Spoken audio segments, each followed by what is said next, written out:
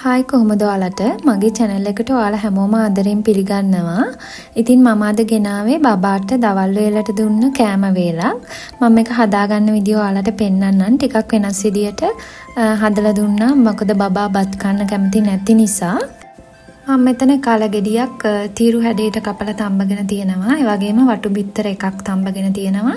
ඊට අමතරව බටාන, carrot, green piece ඇට තම්බගෙන තියෙනවා.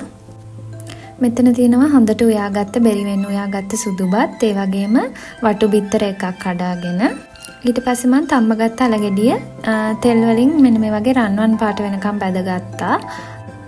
ඊට පස්සේ මම පෑන් එක ලිපේ තියලා එකට බටර් කෑල්ලක් දාලා ඒක හොඳට මෙල්ට් කරගන්නවා මේ වගේ. දැන් මම තම්බගත්ත එළවලු ටික මේකට දාගන්නවා. ඊට පස්සේ ඒකට මම කඩාගත්ත වටු බිත්තර එකතු කරගන්නවා. බිත්තරේ දාලා බිත්තරේ මේ එළවලු ටිකත් එක්ක හොඳට මික්ස් කරගන්න ඕනේ මෙන්න මේ වගේ. බිත්තරේ චූටි කෑලි වලට කඩා ගන්න ඕනේ. ඔයාලට මෙතනදී වටු බිත්තර වෙනුවට කුකුල් බිත්තර උනත් ගන්න පුළුවන්. ඒ වගේම මම එකතු කරගත්ත එළවලු වලට අමතරව ඔයාලට තව එළවලු එකතු කරගන්නත් පුළුවන්. දැන් මම මේකට ලුණු කුඩු සල්පයක් එකතු කරගන්නවා. අවුරුද්දට වැඩි බබාලට ලුණු එකතු කරගන්න. ඊට පස්සේ ලුණු ටිකත් එක්ක හොඳට මික්ස් කරලා උයාගත්ත බත් ටික මේකට මම මෙන්න මේ වගේ එකතු කරලා ඒකත් හොඳට කවලම් කරගන්නවා. මේ තියෙන විදිහට හදාගත්ත බත් එක දැන් මම මේ බත් එක බබාගේ කෑම ලස්සන කරන්න මම යූස් කරන මෙන්න මේ වගේ තරු හැඩේ බ්ලොක් එකක් ඇතුළට දාලා තමයි ප්ලේට් එකේ තියන්නේ.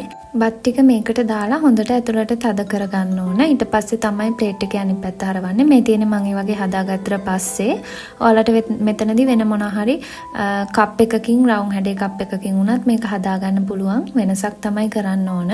ඊට පස්සේ මම බැදගත්ත අල ටික මේ වගේ තියාගත්ත ප්ලේට් එකෙන්.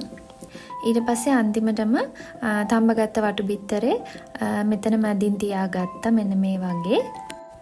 මේ තියෙන්නේ මම මේ වගේ හදාගත්ත බබාගේ දවල් කෑම වේල. ඉතින් වෙනස් ඉදි වලින් දෙනකොට බබාලා ටිකක් කනවා. ඉතින් ඔයාලත් මේ ක්‍රමේ try කරලා බලන්න. ඒ වගේම ඔයාලගේ අදහස් කමෙන්ට් කරන්න අමතක කරන්නත් එපා. ඉතින් මං හිතනවා ඔයාලා මේ වීඩියෝ එකනොත් අයිඩියා එකක් ගන්න ඇති කියලා. thank you ඔයාලට මේ වීඩියෝ එක බැලුවට. අලුත් රෙසිපි එකකින් නැවතත් හමු වෙමු. ඔයාලට සුබ දවසක්.